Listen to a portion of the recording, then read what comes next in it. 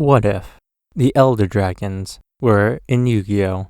Let's start off with Arcad Sabbath, an 8-cost legendary creature Elder Dragon, with 7 attack and 7 toughness, with 2 generic, 2 white, 2 blue, and 2 green. With flying, this card can only be blocked by other creatures with flying and the effect as long as they are not attacking. Untapped creatures you control gain 2 health. You can also pay 1 white to give Arcad Sabbath +1 health until the end of the turn. It also has the restriction, at the beginning of your upkeep, sacrifice Arcad Sabbath, unless you pay 1 white, 1 blue, and 1 green. You may be wondering why this legendary creature not only has a high 3-color mana cost to cast, but also has a 3-color cost to stop it from destroying itself at the start of the turn.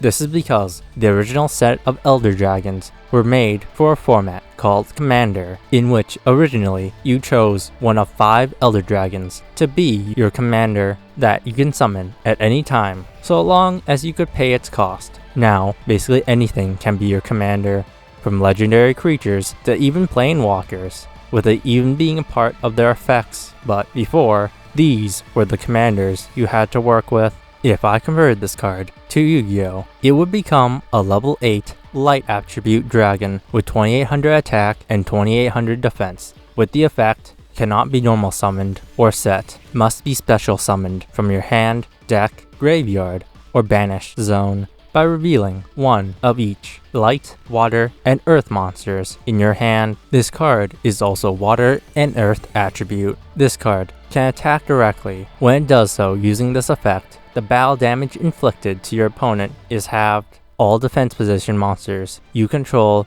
gain 800 defense. At the start of your turn, reveal a light, water, or earth monster from your hand, or destroy this monster. Once per turn, you can reveal 1 light monster from your hand to give Arcad Sabbath 400 defense points. If Arcad Sabbath successfully inflicts 4200 total damage to your opponent by battle, they lose the game.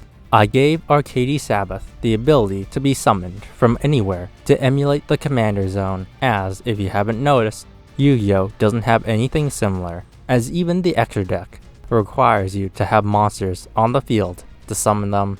And if it's going to be a main deck monster, it's going to have the restriction, cannot be normal summon or set, must be special summoned from. So you can't bypass the special summon requirements by tributing to other monsters you control, which in Yu-Gi-Oh is the normal way to summon a monster with levels 7 or higher. Yu-Gi-Oh does not have a cost system, nor does it have a colored cost system, so I had to use the next best thing in monster attributes by having to reveal monsters in your hand. It emulates the colored mana cost in Magic, and while it's not the same as tapping for 8 mana to summon, you still need to have 3 different specific attributes in your hand, which is something most decks have to go out of their way to do. Flying is the same as attacking directly, being one of the best forms of evasion Magic has to offer. He also has the effect to boost defense points of defense position monsters, as they are the equivalent to creatures that haven't attacked. Arcad Sabbath now only requires 1 monster who shares an attribute with this card to stay on the field, as even the original Elder Dragons had a reduced upkeep cost. Finally, I gave this card an alternative win condition of inflicting 4200 total damage to your opponent by your Elder Dragon, as in Commander, if you deal 21 total damage to an opponent with your commander, i.e. attacking 3 times with your Elder Dragon, your opponent loses the game. And as it just so happens, 4200 divided by 3 equals 1400, exactly half of 2800.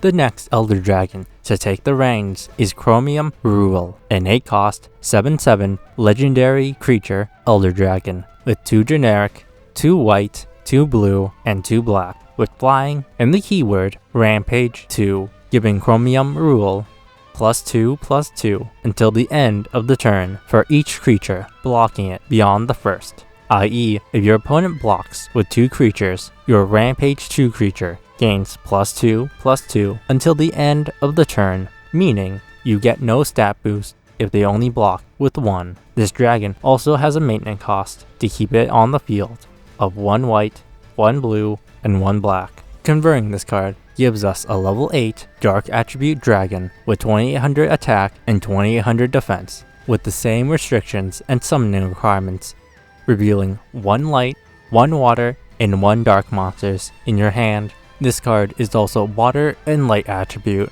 It can attack directly by cutting any damage to the opponent in half. At the start of the damage step, if your opponent controls a monster in defense position, this card gains 800 attack and defense for every other defense position monster your opponent controls. At the start of the turn, reveal 1 light, water, or dark monster from your hand, or destroy this monster. If Chromium Rule successfully inflicts 4200 total damage to your opponent by battle, they lose the game. Now, while gaining stats if your opponent controls monsters in defense is better than hoping your opponent doesn't read your creature's effects and blocks with 2 creatures, it still relies on your opponent to have defense position monsters, a scenario you usually have to create since main deck monsters' effects only activate when cards are summoned face up and not set face down in defense position, meaning that almost all decks will end on a board of monsters in attack.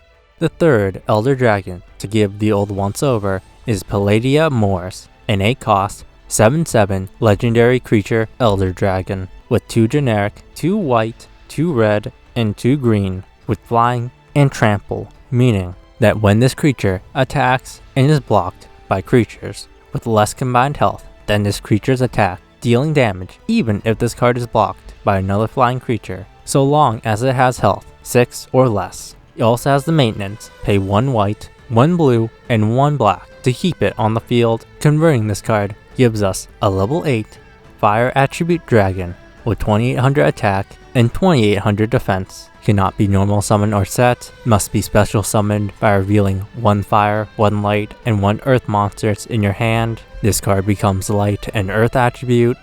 This card can attack directly. When it does so using this effect, battle damage inflicted to your opponent is halved, and if this card attacks a defense position monster, inflict piercing battle damage. At the start of your turn, reveal a fire, light, or earth monster in your hand or destroy this monster. If Padiamoris successfully inflicts 4200 total damage to your opponent by battle, they lose the game, yada yada. While piercing damage is really good in Magic, since your opponent will always have to take damage or sacrifice multiple creatures to counter your trample creature every time it declares an attack, piercing damage in Yugioh is just okay, as all monsters in Yugioh already have a form of trample, as if a monster attacks another monster in attack position, it deals the difference to the player with the lower statted monster. Defense position monsters block all damage the defending player would receive, and thusly the only other piercing option to choose from. The aforementioned defense position problem rears its head again, only being good in set situations, but it still contributes to the battle damage win con. The fourth Elder Dragon commander is Nicole Bolas, an 8-cost, 7/7 legendary creature Elder Dragon, with 2 generic,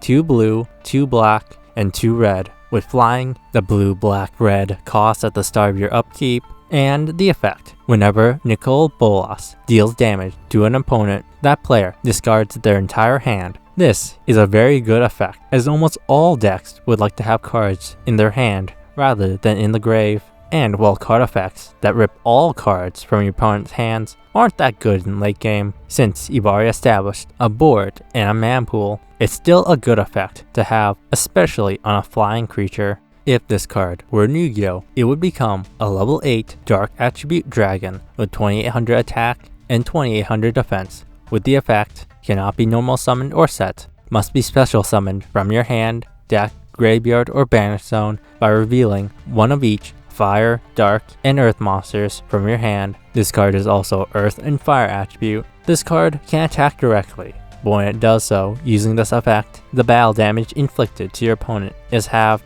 If this card inflicts battle damage to an opponent, discard a random card from your opponent's hand. At the start of your turn, reveal a dark, earth, or fire monster in your hand or destroy this monster. If Nicole Bolas successfully inflicts 4200 total damage to your opponent by battle, they lose the game. I had to decrease the amount of cards Nicole Bolas discards when it deals damage to an opponent, as it would be too easy to destroy your opponent's entire hand. Maybe not on the first turn, because you can't attack if you're the one going first, but it should be pretty obvious how easy it is to deal damage to your opponent with a monster that can attack directly. Discarding cards is much more detrimental in Yu-Gi-Oh! Than in Magic because they don't have a cost system, making the resources in your hand that more precious. The last Elder Dragon we will be converting is Vicus Asmati, an 8-cost 7/7 legendary creature Elder Dragon with 2 generic, 2 black,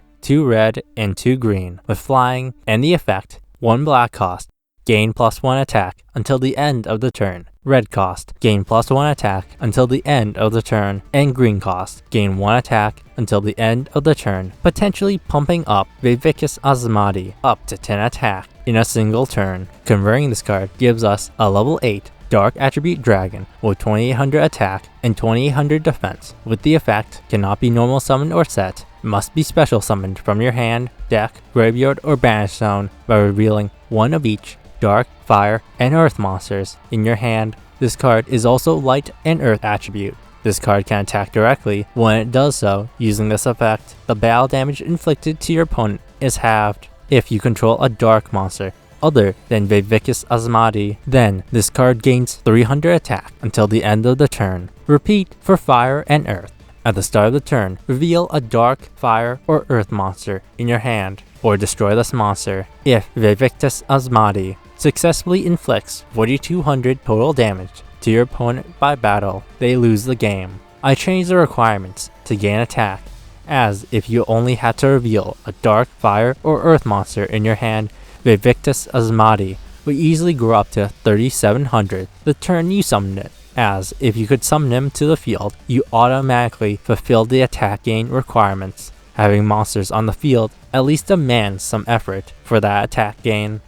And that's it for the original 5 Commander Elder Dragons. If there's anything I should have changed, or any ideas on cards I should convert next, please let me know in the comments below. And if you like this video, you should check out this one, where I convert Hearthstone Bears into Magic. I will return one day.